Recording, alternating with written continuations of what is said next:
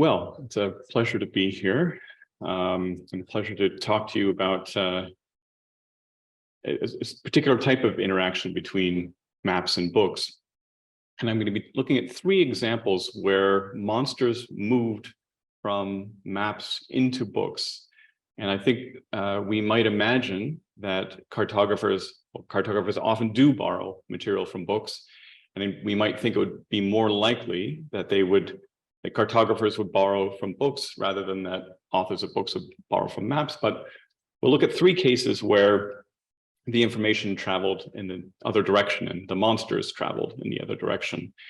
So I'm going to be talking about bestiaries a little bit. So just a glance at the textual tradition of bestiaries, going from the Physiologus B from the 9th century in France to the so-called BIS bestiaries. So Physiologus B with additions from Isidore, the H family bestiaries in late 11th century France, and then the second family bestiaries in the late 12th century in England, which is I think the most numerous family. Then that generated the transitional bestiaries, and then the third family bestiaries. So just a quick look at the textual tradition.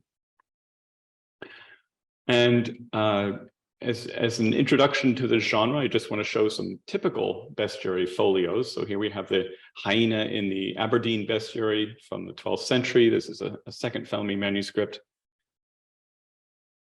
Hydrus and Hydra in the Northumberland bestiary in the Getty Museum, which we saw yesterday, made in about 1250 to 1260.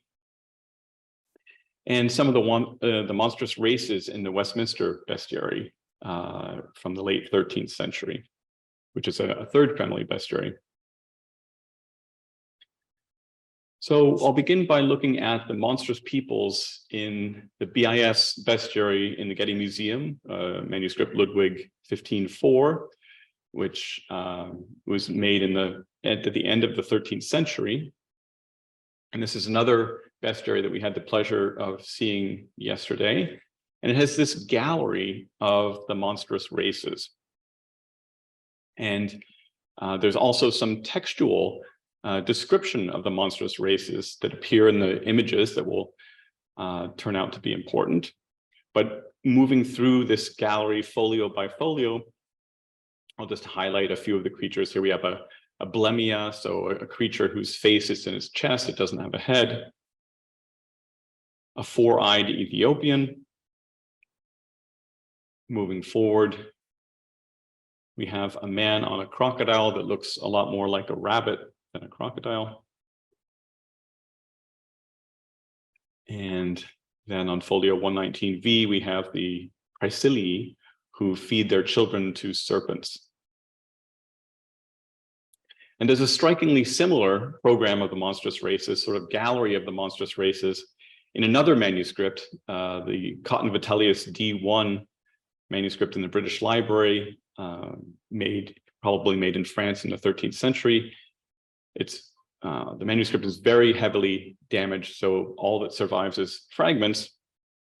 But even just comparing two folios, we can see that the program of monstrous races is essentially identical. And as Beth Morrison was suggesting to us yesterday, it's likely that the manuscript now in the Getty was copied from either this manuscript in the British Library before it was damaged, or maybe they had a common ancestor. So there are very similar monstrous races that appear on some maps. So we'll look at monstrous races on three maps, all of which are reasonably well known. So the Salter map on the left, made in about 1265, the fragmentary Duchy of Cornwall map, made closer to the end of the 13th century, and the famous Hereford mappamundi made in around 1300. So here's the Salter mappamundi. It's worth highlighting its very small size. Just to orient ourselves a little bit, so it has east at the top, so we see the terrestrial paradise. We see the Red Sea helpfully indicated in red. And we have a gallery of monstrous races at the southern edge of Africa. So rotating the map, here is that gallery.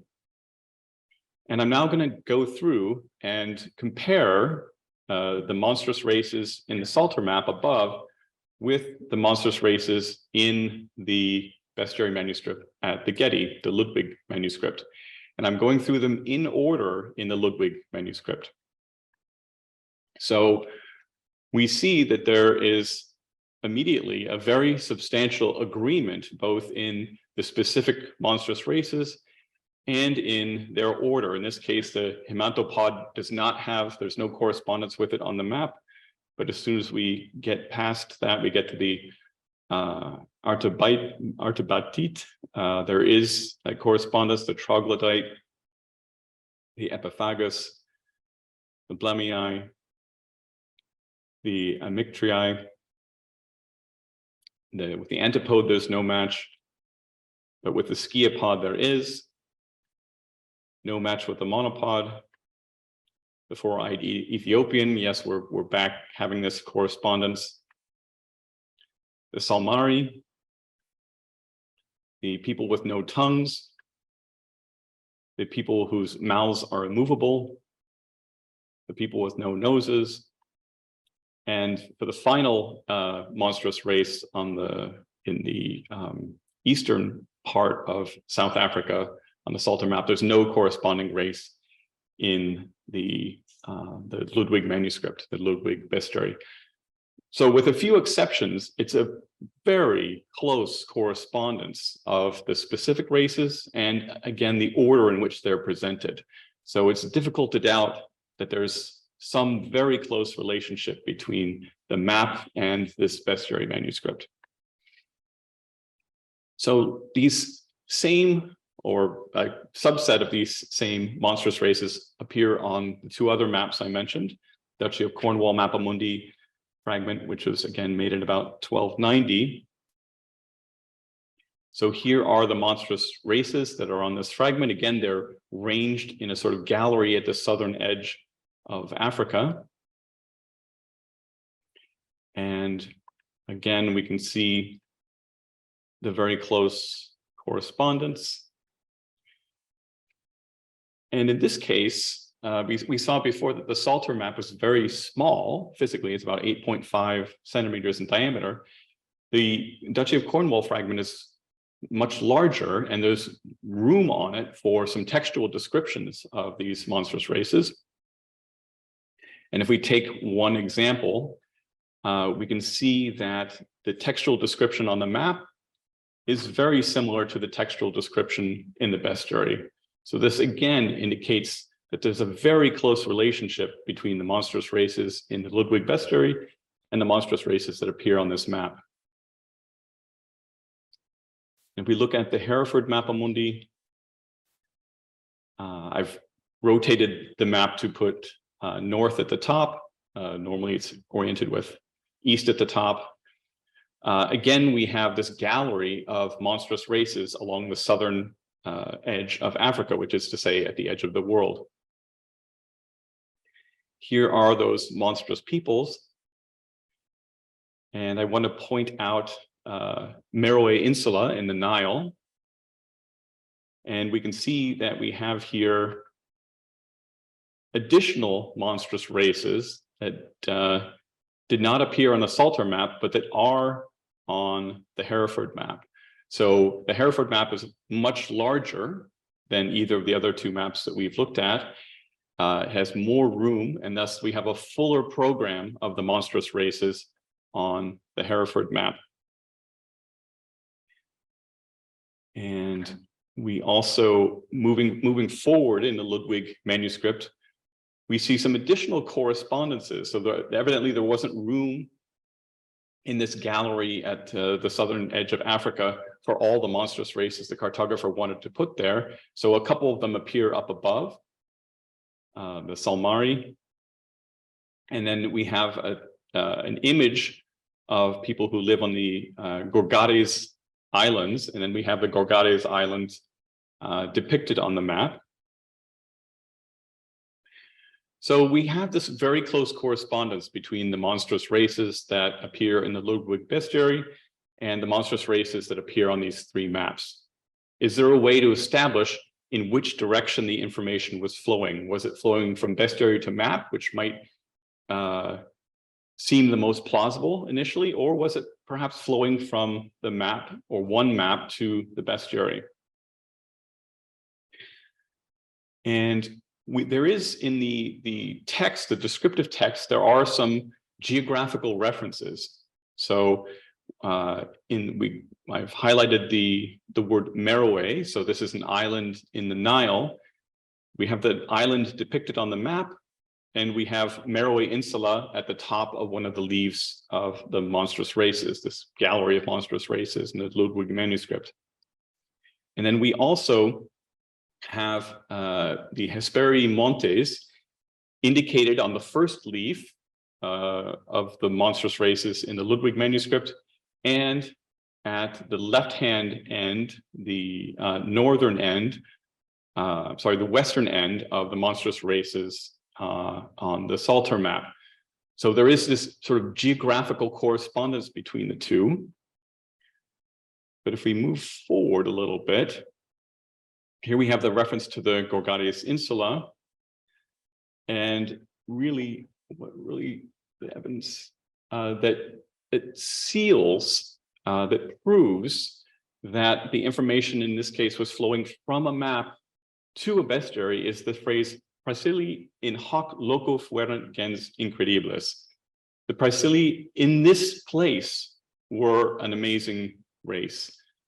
So the phrase in this place has no geographical force at the top of a page of a bestiary. We don't know what that place is. But on the map, it makes perfect sense because the illustration appears in a specific spot on the map. So this really shows very clearly that this information flowed from a map and was copied into this bestiary, which is a very satisfying result to have achieved. So moving on to the second case I want to consider, it is Jacques de Vitry, who was active from about the middle of the 12th century to about the middle of the 13th century. In his Historia orientalis in chapter 92, discusses the monstrous peoples in India and says that he took his information about these peoples from Augustine, Isidore, Pliny, Solinus, and also from a mappamundi. So he tells us that he was using a mappamundi as a source. And what I'd like to try and do with the next few slides is see if we can learn something about that mappamundi. So what I did is I made a list of all the monstrous races that he talks about, and I looked to see in which sources they are mentioned.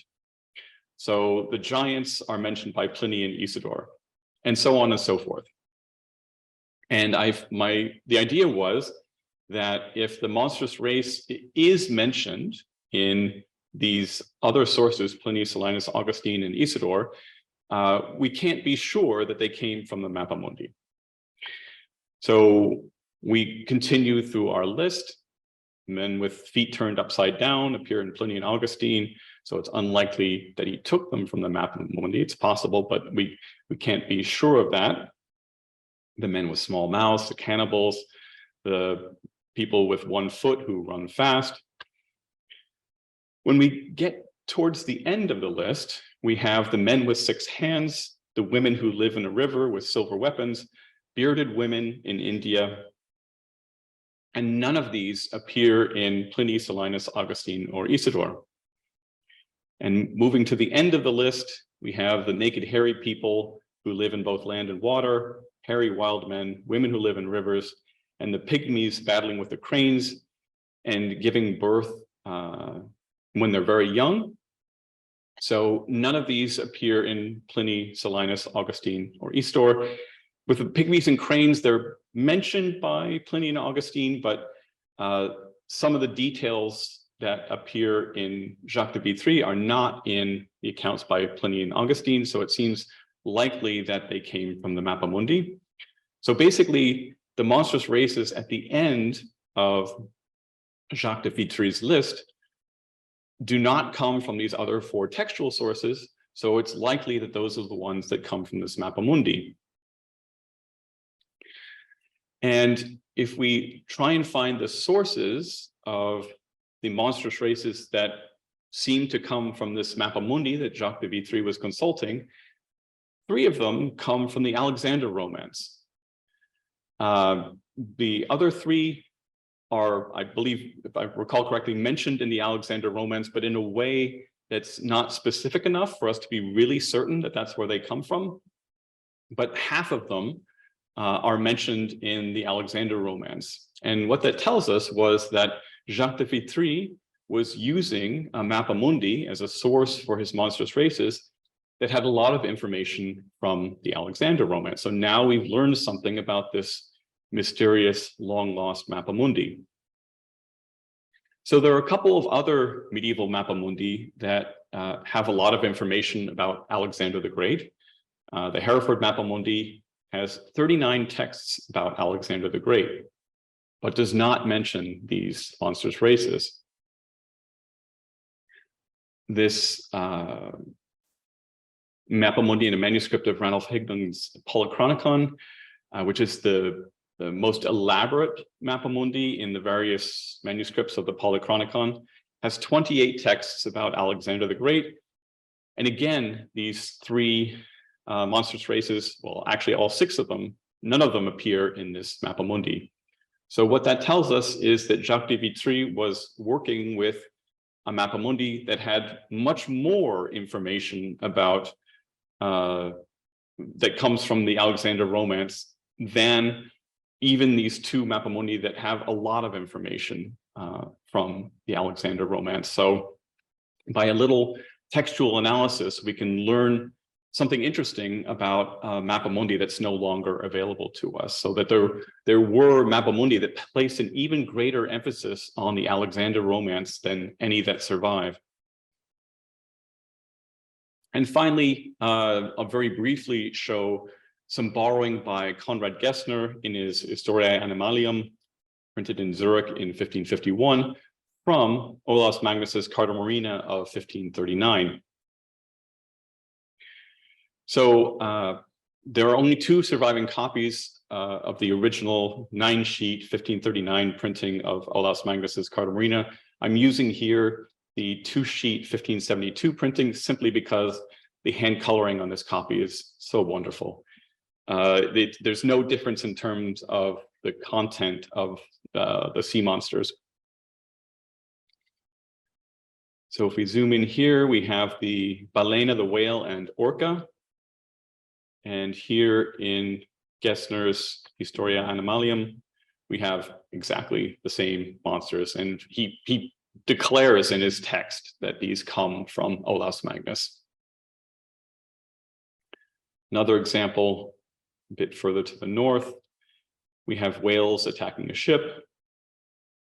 And in Gesner's Historiae, we have an image that can have come from no other source.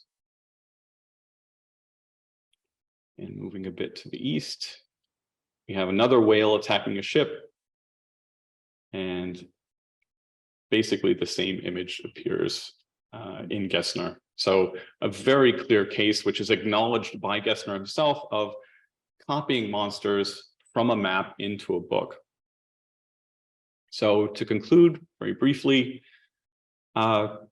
normally in talking about interminglings of maps and texts, maps and literature, maps and books, we think about the information flowing from books onto a map.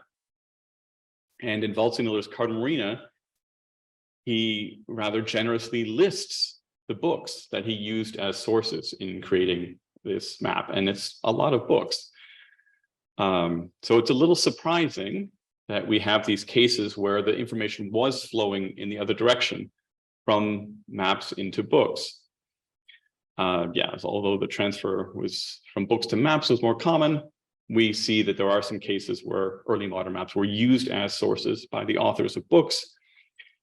And it's an interesting question. Why should it be that these 3 striking cases of this transfer that I found all involved monsters.